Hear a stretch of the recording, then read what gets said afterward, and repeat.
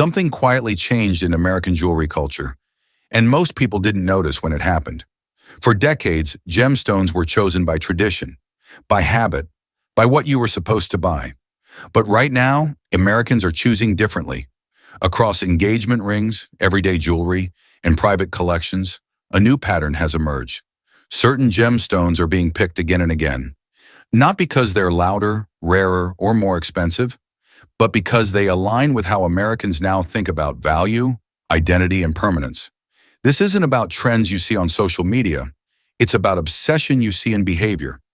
In this video, we're breaking down the top 15 gemstones Americans are obsessed with right now, ranked from the quiet early signals to the stone that has completely reshaped what commitment and luxury mean in the United States today. And the gemstone ranked number 1 isn't what most people expect. Stay with me, because as we move up this list, you'll see exactly how American taste has shifted and why the final stone didn't just rise in popularity, it became the new standard. Let's begin. Ranked 15th, Smoky quartz, the quiet luxury stone. Americans didn't realize they were choosing. Smoky quartz doesn't announce itself. It doesn't sparkle from across the room or demand attention under bright lights. And that's exactly why, right now, it's quietly becoming one of the most chosen gemstones in the United States. Over the last few years, American taste has shifted in a subtle but meaningful way. Loud luxury is out. Excessive flash feels dated. In its place, a calmer aesthetic has taken hold, one that values restraint, texture, and intention. Smoky quartz fits perfectly into that cultural moment. Its color tells the story first. Ranging from translucent taupe to deep charcoal brown, smoky quartz lives in a spectrum that feels grounded and architectural. It pairs naturally with modern metals like brushed gold, matte silver, and blackened steel. In men's jewelry especially, rings, pendants, and cuff details, it has become a quiet favorite, offering presence without spectacle. But the obsession with smoky quartz isn't just visual, it's psychological. Many American buyers today aren't chasing status symbols the way previous generations did. They're choosing objects that feel personal, stones that don't look like everyone else's. Smoky quartz delivers that individuality without feeling experimental or risky. It's neutral, but never boring. Under soft light, it looks warm and organic. Under shadow, it turns serious and almost industrial. Designers have noticed this shift. In recent collections, smoky quartz appears less as a centerpiece and more as a structural element, anchoring a design rather than dominating it. It's being used to frame diamonds, soften bold settings, or create contrast in minimalist pieces. That design flexibility has quietly pushed it into more American jewelry boxes than most people realize. There's also a generational factor at play. Buyers in the 40 to 65 range, especially in the US, often want jewelry that feels mature without feeling traditional. Smoky quartz doesn't signal trend chasing. It signals taste. It suggests confidence. Someone who doesn't need the brightest stone in the room to feel seen. Even its imperfections work in its favor. Natural inclusions and internal gradients give each stone a slightly different personality. In an era of mass production, that subtle uniqueness matters. Americans aren't necessarily obsessed with smoky quartz because it's rare or expensive. They're drawn to it because it feels real. And that's why smoky quartz sits at number 15. It's not the most talked about gemstone. It's not the most valuable. But it represents the earliest stage of obsession. The moment when a stone begins appearing everywhere, quietly, before people realize they're choosing it again and again. Because once taste shifts, it rarely shifts loudly. Up next is a gemstone whose revival surprised even seasoned collectors. One pulled straight from retro jewelry boxes and suddenly back in the spotlight, for reasons that have everything to do with how America sees color today. Ranked 14th, Peridot, the retro green gem. America didn't expect to love again. For decades, Peridot carried an image problem in the United States. It was remembered as a birthstone gift, a vacation souvenir, or a bright green accent that felt slightly out of step with modern luxury. But quietly and almost unexpectedly, Peridot has found its way back into American jewelry culture. Not as a trend piece, as a reconsidered one. What changed wasn't the stone itself. It was the context around it. American design tastes have been moving backward in time, not forward. Vintage silhouettes, heirloom-inspired settings, and mid-century color palettes are re-emerging across fashion, interiors, and jewelry. In that revival, Peridot suddenly makes sense again. Its olive to lime green doesn't feel flashy when placed next to warm golds and softened finishes. Instead, it feels nostalgic, almost comforting. Peridot's color is its defining strength. Unlike emerald or Tsavorite, its green has warmth. There's yellow in it, sunlight in it. It evokes late summer rather than formal evenings, and that emotional association matters. Americans aren't just buying jewelry for events anymore. They're buying pieces that fit everyday life. Peridot feels wearable, relaxed, and human. That wearability has driven a quiet return in designer collections. Rather than oversized center stones, Peridot is being used in slimmer rings, delicate pendants, and understated earrings. Designers treat it as a color accent rather than a statement, allowing it to blend naturally into casual luxury. It's no longer trying to compete with prestige stones. It's offering something different. There's also a generational shift behind its renewed appeal. Buyers in their late 30s through 60s often remember Peridot from earlier decades, but now they're seeing it through a more refined lens. What once felt dated now feels intentional. Familiarity, when paired with better design, becomes trust. Another factor is emotional tone. Peridot doesn't project power or status. It projects openness. In a time when American consumers are increasingly selective and often fatigued by overt displays of wealth, Peridot feels honest. It doesn't pretend to be rare or exclusive. It simply exists confidently in its own color space. That honesty has allowed it to slip back into relevance without resistance. Collectors aren't obsessing over Peridot the way they do with sapphire or ruby. Instead, they're re-accepting it, and that distinction is important. Obsession doesn't always arrive with hype. Sometimes it arrives quietly when a stone fits the cultural mood again after years of absence. This is why Peridot ranks at number 14. Its resurgence isn't explosive, it's gradual. It signals the early phase of renewed interest, where a gemstone stops being dismissed and starts being chosen again. That moment, historically, is often the beginning of a much larger comeback. And coming up next is a gemstone that never truly left American jewelry, but whose role has quietly shifted from trend-driven gift to something far more permanent. Ranked 13th, blue topaz, the familiar stone. Americans keep choosing, even when they don't talk about it. Blue topaz is one of those gemstones Americans think they've already made up their minds about. It feels familiar, safe, almost obvious. And yet, right now, it's being chosen again and again, quietly, by people who aren't looking for trends at all. Unlike stones that surge because of novelty or hype, blue topaz operates on something more durable: trust. For decades, it has lived in American jewelry culture as a dependable presence. Birthstone gifts, milestone necklaces, understated rings. What's changed right now isn't how often it's seen, but why it's being chosen. American buyers are becoming more deliberate. They're less interested in chasing rarity and more focused on how a stone fits into everyday life. Blue topaz fits effortlessly. Its clean blue tones, ranging from pale sky to deeper Swiss blue, feel calm, orderly, and non-confrontational. In a visual culture increasingly saturated with noise, that clarity matters. There's also a strong emotional component. Blue is consistently associated with trust, calm, and stability in American psychology. In uncertain times, those qualities become desirable. Blue topaz doesn't demand emotional investment the way ruby or emerald does. It offers reassurance instead. That makes it especially appealing as a gift stone, chosen not to impress, but to endure. Designers have adapted accordingly. Blue topaz is no longer framed as a statement gem. It's being used as a versatile anchor. Slim pendants, clean-cut earrings, subtle accents in layered jewelry. In these contexts, it stops feeling predictable and starts feeling intentional. The stone hasn't changed, but the design language around it has matured. Another reason blue topaz maintains its quiet obsession is accessibility.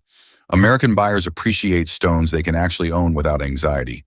Blue topaz offers beauty without fragility, color without intimidation. There's no pressure to get it right. That low barrier to entry keeps it in constant circulation, worn daily, repurchased, gifted, and rarely questioned. This is where blue topaz's obsession differs from flashier stones. People don't talk about it because they don't need to justify it. It's familiar enough to trust, attractive enough to enjoy, and neutral enough to fit almost any lifestyle. That combination creates a pattern of repeat selection, one of the clearest signs of true obsession. But that familiarity also caps its ranking. Blue topaz isn't climbing rapidly. It isn't redefining taste.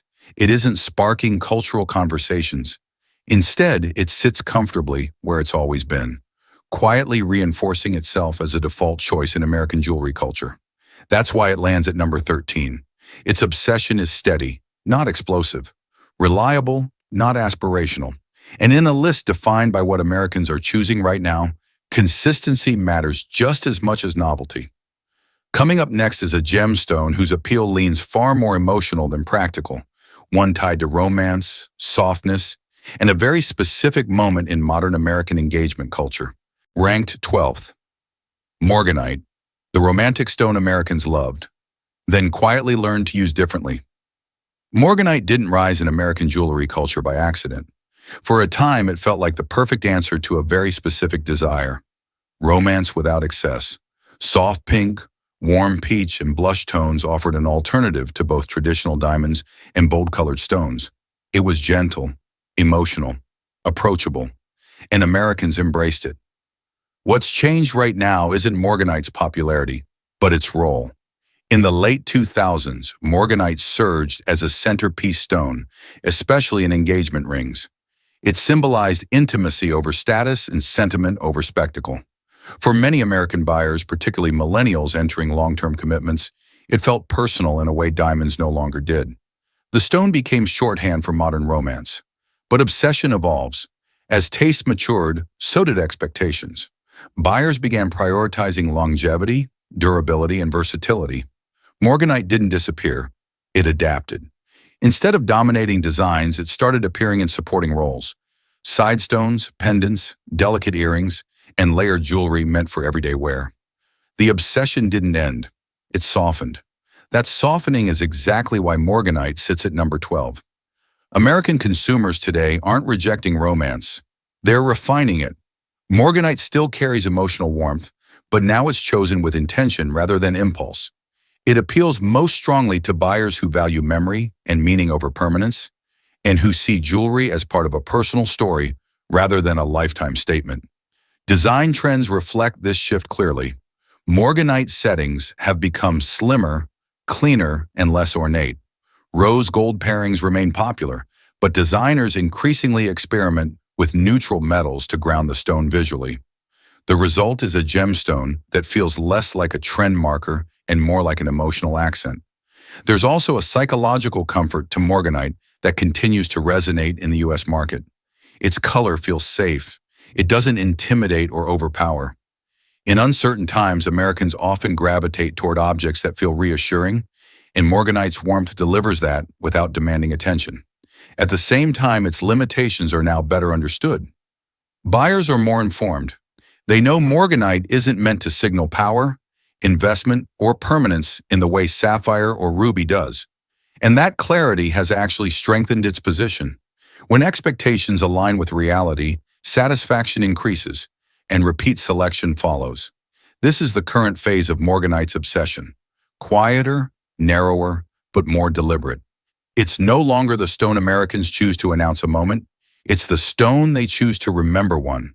That distinction matters, especially for an audience increasingly drawn to authenticity over performance, which is why Morganite ranks at number 12. It represents a mature obsession, one that has moved past novelty and settled into purpose. Not fading away, but finding its proper place in how Americans relate to color, emotion, and meaning in jewelry today. Up next is a gemstone whose appeal is far less gentle, one defined by fire, movement, and individuality, and chosen precisely because no two examples ever look the same. Ranked 11th, Opal, the stone Americans choose when they want something. No one else has. Opal has always lived outside the rules of traditional gemstone obsession. It doesn't conform to a single color, a single mood, or even a predictable identity. And right now, that unpredictability is exactly why Americans are choosing it again, with intention. Unlike most gemstones on this list, opal isn't admired for consistency. It's admired for refusal. Refusal to look the same twice. Refusal to fit neatly into expectations. In a cultural moment where individuality matters more than conformity, opal suddenly feels perfectly timed. What draws American buyers to opal today isn't flash, it's character. The play of color phenomenon, where blues, greens, reds, and flashes of fire move within the stone, creates a sense of motion that feels alive. No photograph ever captures it fully. You have to see it move. That experience makes ownership feel personal in a way static gemstones rarely do. This matters more now than it did a decade ago. Americans are increasingly selective with the pieces they add to their lives. Jewelry is no longer just decorative. It's expressive. Opal doesn't signal status or wealth. It signals taste, curiosity, and a willingness to choose something that doesn't need explanation. Design trends reveal this shift clearly.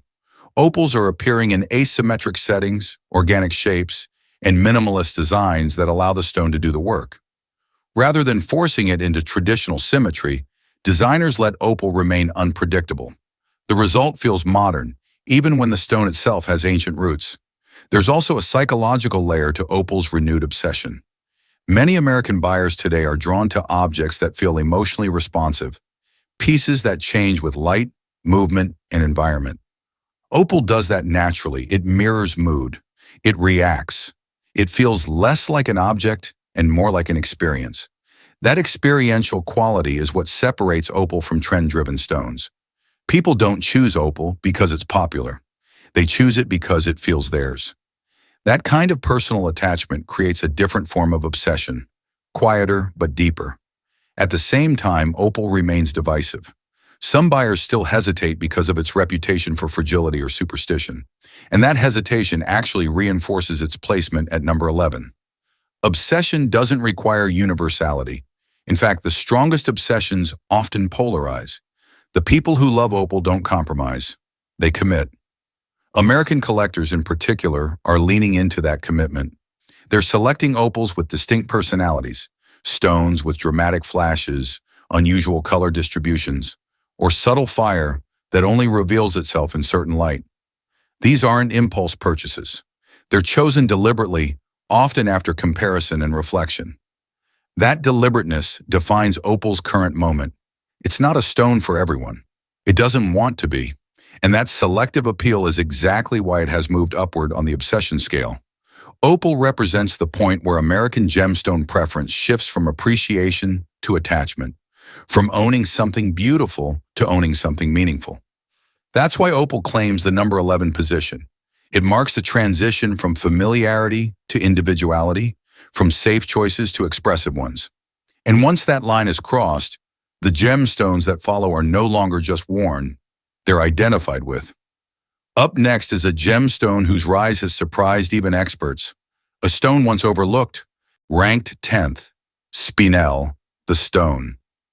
Americans are choosing once they've learned the truth. For most of the last century, spinel existed in the shadows of other gemstones.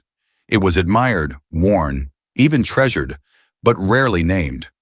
Red spinels were mistaken for rubies, blue spinels for sapphires. Gray and lavender varieties were often overlooked entirely. And that long history of misidentification is exactly what makes spinel's current rise in the United States so significant. Right now, Americans aren't discovering spinel for the first time. They're reevaluating it. As gemstone knowledge has become more accessible, buyers, especially those in the 35 to 65 range, are paying closer attention to what they're actually purchasing. Provenance matters, accuracy matters. And spinel's story, once misunderstood, now feels refreshing in a market saturated with hype. Spinel doesn't borrow prestige anymore. It earns it. Visually, its appeal is subtle but unmistakable. Red spinel offers a purity of color that feels cleaner and less heavy than ruby. Lavender spinel introduces softness without sentimentality, cool, balanced, and contemporary. Gray spinel, perhaps the most quietly compelling, aligns perfectly with America's growing appreciation for neutral luxury. It's understated, architectural, and remarkably modern. Designers have noticed. In recent American collections, spinel appears where confidence is assumed, not advertised. It's set in clean lines, brushed metals, and minimal settings that highlight its natural brilliance without exaggeration. Unlike stones that rely on spectacle, spinel rewards closer inspection. It shines when viewed carefully, not quickly. That quality resonates with today's buyers. Many Americans are stepping away from obvious status symbols and towards stones that signal discernment instead. Choosing spinel feels like a statement, not of wealth but of understanding. It suggests the wearer knows the difference between reputation and reality. There's also a collector-driven element to spinel's rise. As more buyers learn that some of history's most famous rubies were actually spinels, the stone gains a quiet authority. It's no longer the understudy, it's the revelation. That shift in perception fuels a deeper kind of obsession, one rooted in knowledge rather than novelty. Color variety strengthens that appeal. Spinel doesn't trap buyers in a single emotional lane. Red conveys strength without heaviness. Lavender feels calm but contemporary. Gray offers neutrality without dullness. Together, they allow Americans to choose spinel not as a category, but as a spectrum, one that adapts to individual taste. And importantly, spinel doesn't demand loyalty to tradition. It doesn't carry centuries of rigid symbolism. That freedom gives modern buyers room to define their own meaning. In a cultural moment that prizes personal interpretation, that flexibility is powerful. This is why spinel lands at number 10. Its obsession isn't driven by mass demand or trend cycles. It's driven by recognition. Once people understand what spinel truly is and what it isn't, they begin to choose it deliberately. And deliberate choice is always more durable than impulse. Spinel represents a turning point on this list. Below it are stones Americans are comfortable with. Above it are stones Americans are actively rethinking their values around. Spinel sits exactly at that threshold, where knowledge transforms preference. Up next is a gemstone whose appeal is far more emotional and color-driven. One whose deep, wine-tone hue has quietly captured American taste in a way few expected. Ranked 9th, Rhodolite garnet. The deep red Americans choose when ruby feels too loud. Rhodolite garnet doesn't compete for attention. It earns it quietly, through color, mood, and restraint. And right now, that restraint aligns perfectly with how American taste is evolving. Sitting between purple and red, Rhodolite carries a wine-tone depth that feels richer than bright crimson, but warmer than cool violet. It's a color that suggests maturity rather than spectacle. And that nuance is exactly why it has climbed into a stronger position on this list. In the U.S. market, red gemstones have always carried symbolic weight, power, passion, status. Ruby has long dominated that space, but dominance comes with expectations. High cost, high contrast, high visibility. For many American buyers today, that intensity feels unnecessary. They still want red, but they want it tempered. Rhodolite delivers that balance. Its hue reads as sophisticated rather than aggressive. Under soft lighting, it glows with a subtle warmth. Under shadow, it deepens into something almost contemplative.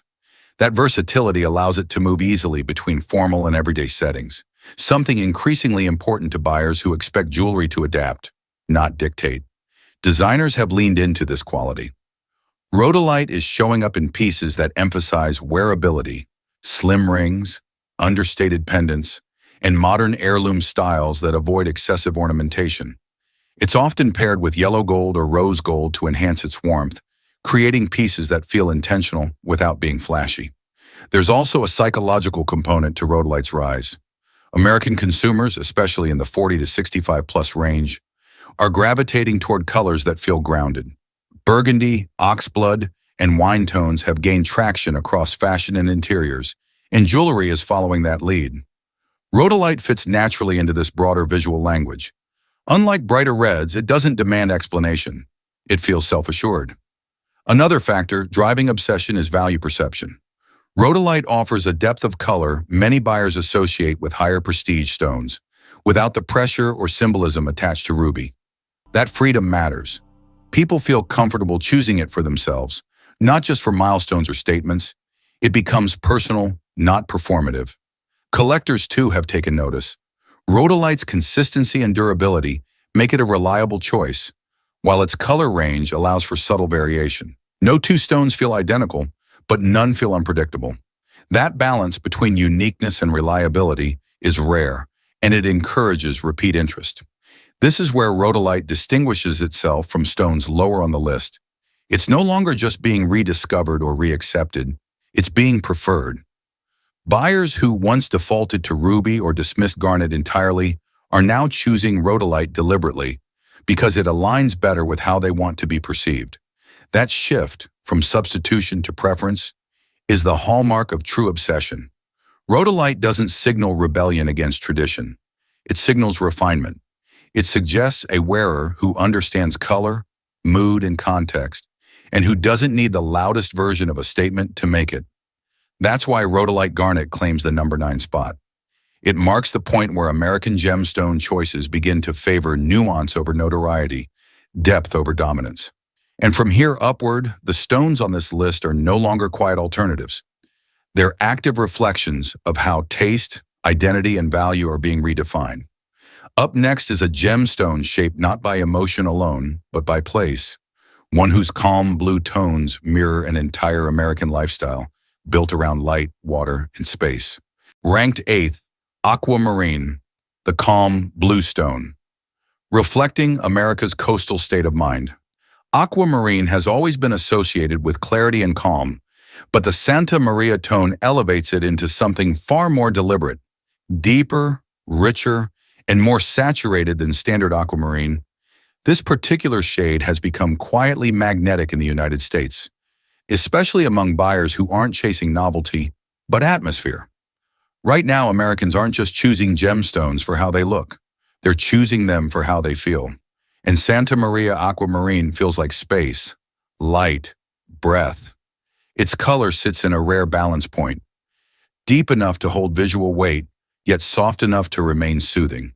It doesn't sparkle aggressively, it glows. That distinction matters. In a culture increasingly drawn to wellness, openness, and visual calm, Santa Maria Aquamarine aligns perfectly with the emotional landscape. Geography plays a role here. Coastal states, California, Florida, the Carolinas, have always influenced American taste, but that influence has expanded. Ocean blues, airy palettes, and relaxed luxury are no longer regional preferences. They're national aesthetics. Santa Maria Aquamarine carries that coastal language without feeling literal or themed. Designers have responded accordingly. In American jewelry, Santa Maria Aquamarine appears in clean, elegant settings that emphasize proportion over decoration. It's framed to breathe, not compete. Rings feel architectural rather than ornate. Pendants feel effortless rather than ceremonial. The stone becomes part of a lifestyle rather than a moment. That lifestyle-driven appeal is what separates Santa Maria Aquamarine from lighter, more common aquamarines. This isn't a gemstone chosen casually. It's selected by people who notice color, who understand the difference between pale blue and true depth. And that awareness signals a shift from passive appreciation to active preference. There's also a generational undercurrent. Buyers in the 35 to 65 range are increasingly drawn to stones that feel enduring but not heavy. Santa Maria Aquamarine doesn't carry the weight of tradition the way sapphire does, nor the emotional intensity of ruby. It sits somewhere in between, confident but unburdened. That balance makes it ideal for repeat wear. Americans aren't saving Santa Maria Aquamarine for special occasions. They're integrating it into daily life. And when a gemstone becomes part of routine rather than ritual, obsession takes on a different form. It becomes quiet, constant, and deeply embedded. Collectors understand this too. Santa Maria stones are appreciated not just for color, but for restraint. There's no need to exaggerate their value or story. Their appeal is self-evident. That understated confidence resonates strongly with buyers who have moved beyond symbolic jewelry and toward personal alignment. This is why Santa Maria Aquamarine ranks at number 8. It represents a shift toward emotional environment. The idea that a gemstone can echo how someone wants their life to feel. Calm but not dull, refined but not rigid, present without pressure. And that kind of obsession doesn't fade quickly, it deepens. As the list moves upward from here, the stones ahead are no longer defined by mood alone. They're defined by influence. Stones that actively shape how Americans think about value, commitment, and identity in jewelry. Up next is a gemstone that thrives on contrast and creativity, chosen by designers precisely because it refuses to stay in one lane. Ranked 7th. Tourmaline, the designer's stone Americans didn't expect to follow. Tourmaline doesn't dominate American jewelry culture through tradition or symbolism. It rises through creativity. And right now, that creative flexibility is exactly why green and bicolor tourmalines have moved into a stronger position of obsession. Unlike gemstones defined by a single, rigid identity, tourmaline is a spectrum. Green varieties range from deep forest to fresh spring tones. Bicolor stones shift from one hue to another within a single crystal, sometimes subtly, sometimes dramatically. That internal movement gives tourmaline a visual complexity few stones can match. For American designers, this is gold. In recent years, jewelry design in the U.S. has leaned away from strict symmetry and toward expression. Pieces are expected to feel intentional, not formulaic. Tourmaline supports that shift naturally. A bicolor stone doesn't need explanation. It is the design. No two are identical, and that uniqueness becomes the point. Consumers are responding. Americans drawn to tourmaline tend to be visually literate. They notice detail. They appreciate contrast. Green tourmaline in particular offers an alternative to emerald that feels lighter and more adaptable. It carries color without the pressure of prestige. Bicolor tourmaline goes further, offering a sense of motion, transition captured in mineral form. That sense of transition resonates culturally. Many American buyers today are navigating change, shifts in work, identity, lifestyle. Stones that embody complexity rather than clarity feel more honest. Tourmaline doesn't resolve into one message. It holds more than one at once. Designers have leaned into this psychological flexibility. Tourmalines appear in open settings, organic shapes, and contemporary compositions that allow the stone's internal structure to remain visible. Rather than hiding imperfections, these designs celebrate variation. That philosophy mirrors a broader American move toward authenticity over polish. Another factor driving obsession is rarity in experience, not in supply. Tourmaline isn't rare in the traditional sense, but specific stones are.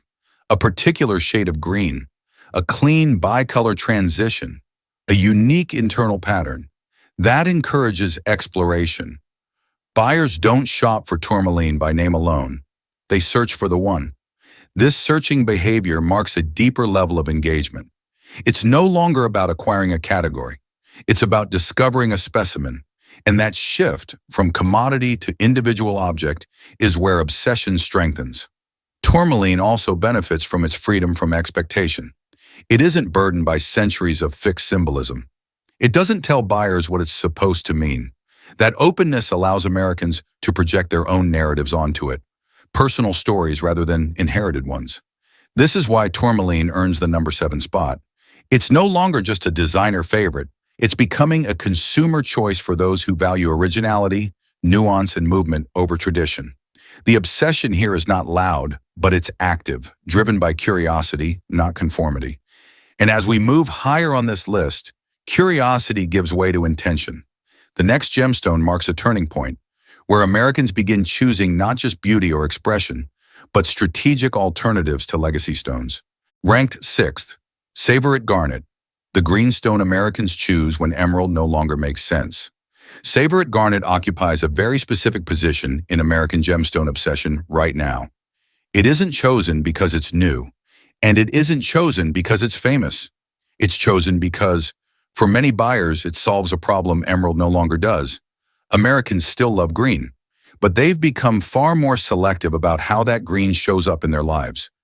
Emerald has long symbolized wealth, legacy, and permanence, but it also carries expectations, fragility, inclusions that require explanation, care rules that make everyday wear feel risky. For a growing number of American buyers, especially in the 35 to 65 range, those compromises feel unnecessary. Tsavorite offers an alternative that feels logical rather than rebellious. Its green is vivid and alive, often brighter than emerald, but cleaner, more transparent, and structurally tougher. There's no need to apologize for inclusions or tiptoe around durability.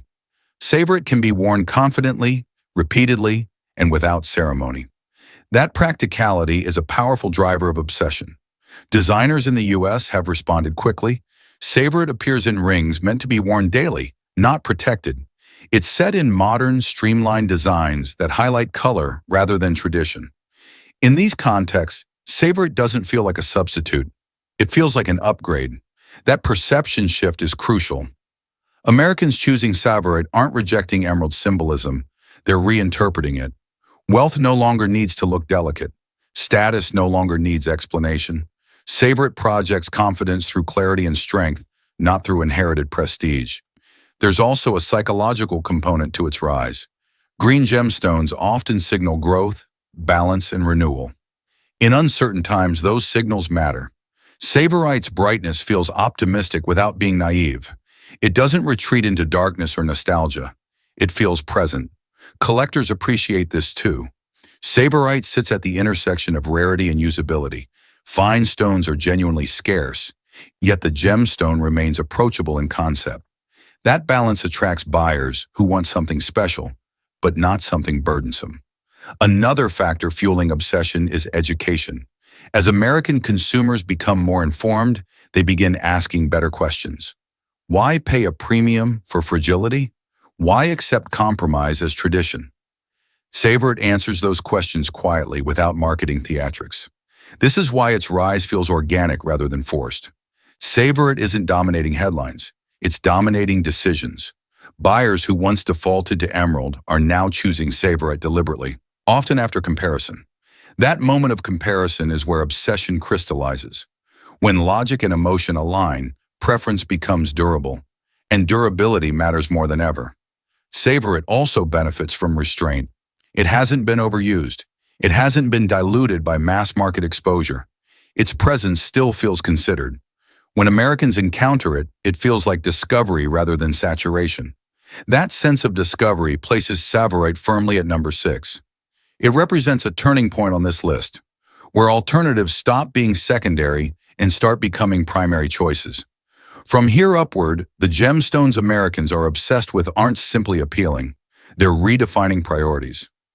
Up next is a gemstone whose obsession is driven not by substitution, but by legacy, one that has never left American consciousness, yet continues to hold its ground through quiet authority. Ranked 5th, Emerald, the legacy stone. Americans never truly let go of. Emerald doesn't surge in popularity the way trend-driven gemstones do. It doesn't need to. Its obsession in the United States is quieter, deeper, and far more resilient, rooted not in novelty, but in continuity. For generations, emerald has represented something distinctly American about success: longevity. While tastes in jewelry shift constantly, emerald has remained a constant reference point for wealth, inheritance, and permanence.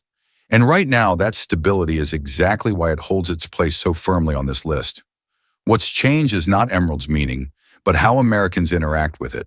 In the past, emerald was often reserved for statements, bold rings, formal pieces, symbols of arrival. Today, buyers approach it with more nuance.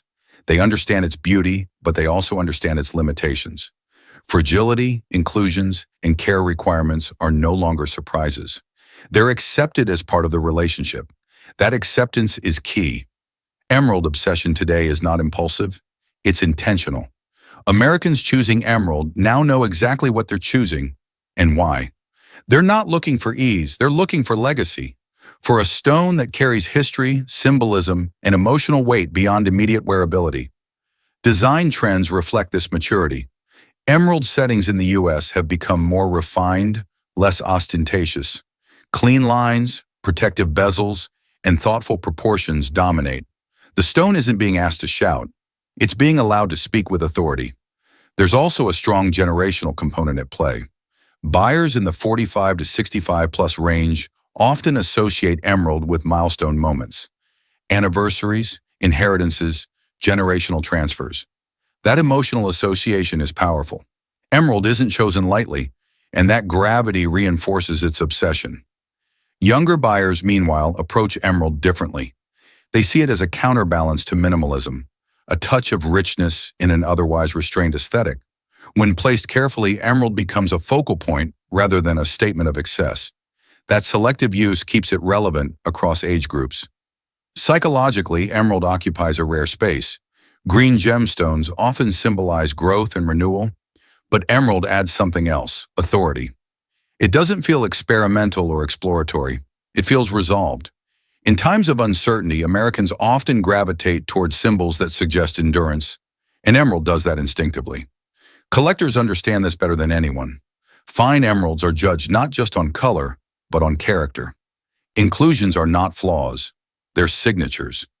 Each stone carries evidence of time and formation, reinforcing the idea that value is built, not manufactured.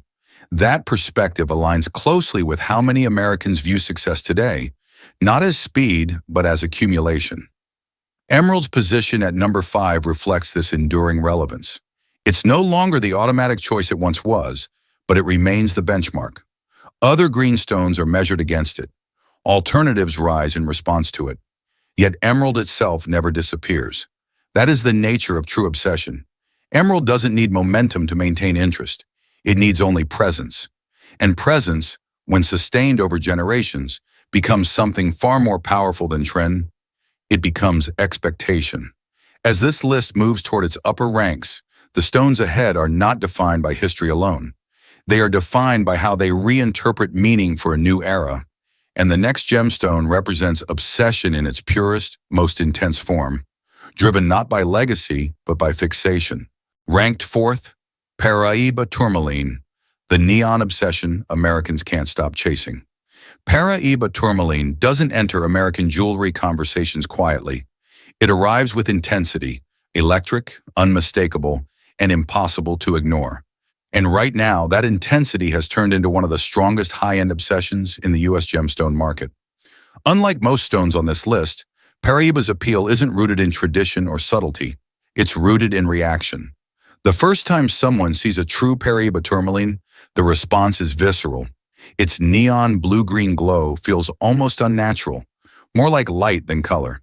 That shock is precisely what fuels its rise. American buyers, particularly at the high end, are increasingly drawn to stones that don't behave the way they expect gemstones to behave. Paraiba doesn't shimmer politely. It radiates. Even in low light, it appears lit from within. In an era where visual saturation is everywhere, Paraiba still manages to stand out. This obsession intensified after 2020, when luxury consumption in the U.S. became more selective and experiential. Buyers wanted pieces that felt rare in experience, not just expensive on paper. Paraiba delivered exactly that. Owning one isn't just about possession, it's about reaction. People notice. Conversations start. Memory forms. Designers treat Paraiba differently because they have to. Its glow overwhelms ornate settings, so American jewelry has adapted with cleaner, more restrained designs. Simple halos, minimal metal. The goal isn't decoration, it's containment. Letting the stone do the talking has become the dominant approach. Collectors, meanwhile, view Paraiba through a different lens. Supply is limited. Authentic stones, especially those with strong copper-induced color, are scarce, and buyers know it. That awareness creates urgency. When Americans encounter a fine Paraiba, hesitation feels like loss. That emotional pressure is a hallmark of obsession. There's also a psychological layer at work. Paraiba sits at the intersection of fantasy and reality. It looks almost digital, yet it's undeniably natural. That contradiction fascinates modern buyers who live in both physical and virtual worlds. The stone feels futuristic without being synthetic, a rare combination. This is why Paraiba sits at number 4. Its obsession isn't widespread across all demographics. It's concentrated, intense, and disproportionately powerful among collectors, investors, and high-net-worth buyers. That concentration elevates its influence far beyond its numerical presence in the market. Paraiba doesn't represent balance or tradition. It represents desire, raw, immediate, and uncompromising. Americans who choose it aren't hedging, they're committing. And that level of commitment pushes Paraiba into the upper tier of gemstone obsession. As we move closer to the top, the stones ahead shift the conversation again. They aren't defined by shock or rarity alone. They're defined by symbolism. Stones Americans associate with power, permanence, and meaning that transcends fashion. Up next is a gemstone whose obsession has never wavered, whose color alone signals authority, and whose presence continues to shape how Americans define status itself. Ranked third, ruby, the red stone Americans still associate with power. Ruby has never needed a comeback in the United States. Its obsession has never cooled enough to require one. Instead, it has remained constant, quietly reinforcing its position as the gemstone Americans associate most strongly with power, authority, and permanence. What has changed right now isn't ruby's relevance, but its context. For much of the 20th century, ruby was displayed as spectacle, large stones, heavy settings, obvious wealth. Today, American buyers approach ruby with far more control. The desire isn't to impress, it's to signal, and ruby remains unmatched in that role. Color does the work. Deep, saturated red carries psychological weight in American culture. It suggests confidence without apology. Unlike brighter or lighter reds, fine ruby doesn't read as decorative. It reads as intentional. That distinction matters in a market where restraint is increasingly valued. Designers have adapted to this shift. Modern American ruby jewelry emphasizes proportion and placement over size. Slim rings, structured pendants, and understated accents allow the stone to speak without shouting. Ruby is no longer framed as excess. It's framed as authority. There's also a generational continuity behind ruby's obsession. Buyers in the 45 to 65 plus range often see ruby as a stone of achievement, something earned, not gifted. It marks moments of arrival, professional milestones, anniversaries, personal victories. That association gives ruby a gravitas few gemstones can match. Younger buyers interact with ruby differently, but no less deliberately. They choose it sparingly, often as contrast within minimalist designs. When ruby appears in these contexts, it feels disruptive, in a controlled way. A single red element in an otherwise restrained piece draws attention without excess. That controlled tension keeps ruby relevant across age groups. Collectors understand ruby's position intuitively. While trends fluctuate, fine ruby remains a benchmark. It anchors collections, sets standards, and defines the upper limits of red gemstone quality. That stability reinforces obsession through confidence. There is no fear of regret with ruby, only selection. Psychologically, ruby occupies a unique emotional space. It doesn't offer calm. It doesn't offer neutrality. It offers presence. Americans drawn to ruby aren't seeking comfort. They're seeking affirmation. And in moments where identity and achievement intersect, ruby becomes the natural choice. This is why ruby holds the number 3 position. Its obsession isn't driven by novelty, rarity alone, or designer influence. It's driven by meaning. Ruby communicates something without explanation. When worn, it tells a story of resolve, authority, and self-assurance. As this list moves into its final 2 positions, the gemstones ahead are not just chosen, they're redefining behavior. They represent shifts in commitment, value, and identity at a national level. Up next is a gemstone that has quietly transformed one of the most tradition-bound categories in American jewelry, changing not just what people wear, but how they define permanence itself. Ranked second, blue-green sapphire, the stone, quietly redefining commitment in America. Blue-green sapphire occupies one of the most consequential positions in American gemstone obsession right now, not because it's loud, rare, or shocking, but because it has changed behavior. In a country where jewelry traditions are deeply entrenched, few stones have altered decision-making as profoundly as this one. For decades, sapphire in the U.S. meant one thing: deep, royal blue. Anything outside that narrow definition was considered secondary.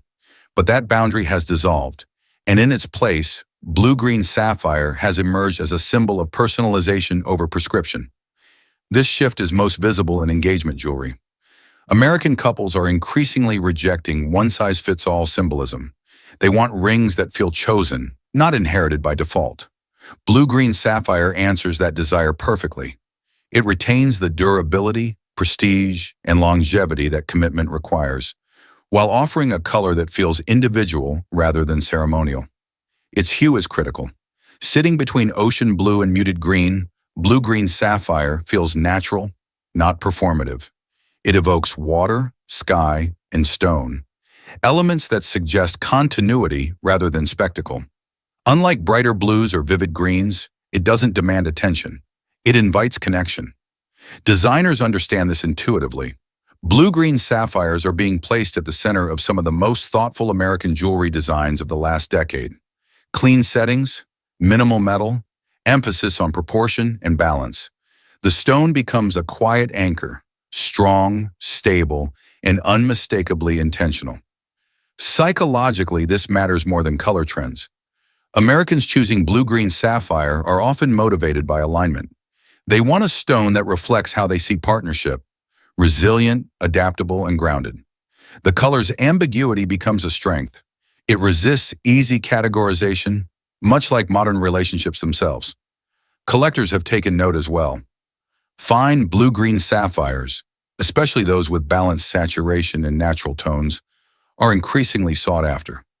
Not for hype, but for longevity. They occupy a sweet spot between classic and contemporary, making them feel future-proof in a market wary of extremes. Another factor driving obsession is versatility. Blue-green sapphire moves effortlessly between formal and casual contexts. It pairs with white metals, yellow gold, and even mixed metal designs without losing identity. That adaptability mirrors how Americans now expect jewelry to function. Worn often, not reserved. Importantly, this obsession is not driven by rejection of tradition. It's driven by reinterpretation. Blue-green sapphire doesn't discard the symbolism of sapphire, it expands it. It allows buyers to honor permanence without sacrificing individuality. That balance is rare, and rare balances tend to persist. This is why blue-green sapphire rises to the number 2 position. It represents a cultural shift rather than a trend, a movement away from prescribed meaning toward chosen meaning. Americans aren't just wearing blue-green sapphires. They're building milestones around them. And when a gemstone becomes part of life-defining decisions, obsession moves beyond preference. It becomes commitment. Only one stone on this list surpasses that influence, one that hasn't just adapted to modern American values, but has quietly come to define them. In first place, deep blue sapphire, the stone that has quietly replaced the diamond in America. Deep blue sapphire now sits at the center of one of the most significant shifts in American jewelry culture in decades.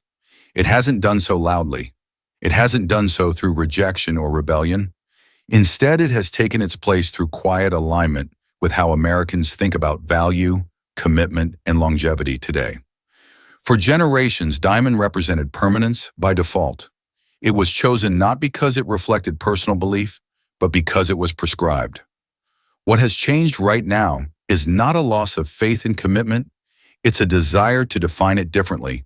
And deep blue sapphire has emerged as a stone that makes that redefinition feel natural. Color plays a crucial role. Deep blue carries authority without aggression. It suggests depth, intelligence, and composure. In American psychology, blue is associated with trust and stability. But when deepened to sapphire, it gains gravity. It feels deliberate, earned, certain. This is why deep blue sapphire has moved beyond being an alternative and become a primary choice. In engagement rings across the United States, it increasingly occupies the center position once dominated by diamond. Not as a novelty, but as a statement of intent. Buyers aren't choosing sapphire because it's different. They're choosing it because it feels right, durable, timeless, and emotionally resonant. Designers have embraced this shift fully. Modern sapphire settings emphasize clarity of form rather than ornamentation. Clean silhouettes, strong proportions, minimal distraction. The stone becomes the focal point, not the setting. That design restraint reinforces the sapphire's message. Permanence doesn't need performance. There's also a strong generational logic behind its dominance. Americans in the 30 to 65 plus range are increasingly value conscious, but not cost driven. They want objects that hold meaning, age well, and retain relevance. Deep blue sapphire does all three. It doesn't chase trends, it outlasts them. Collectors understand this instinctively. Fine sapphires, especially those with rich saturation and balanced tone, are viewed as anchors. They ground collections. They carry historical continuity while remaining adaptable to modern design. That combination is rare, and rarity of balance creates obsession. Psychologically, deep blue sapphire satisfies a need that diamonds no longer do. It offers certainty without spectacle, symbolism without uniformity. When worn, it communicates commitment, but on the wearer's terms. This shift has been gradual, but unmistakable. Americans haven't abandoned diamonds overnight. They've simply stopped treating them as the only option. And in that space of choice, deep blue sapphire has risen naturally to the top. That is why it claims the #1 position, not because it is the most expensive, not because it is the rarest, but because it aligns most completely with how Americans define permanence today. Deep blue sapphire isn't replacing tradition, it is becoming tradition, and that is the clearest sign of obsession.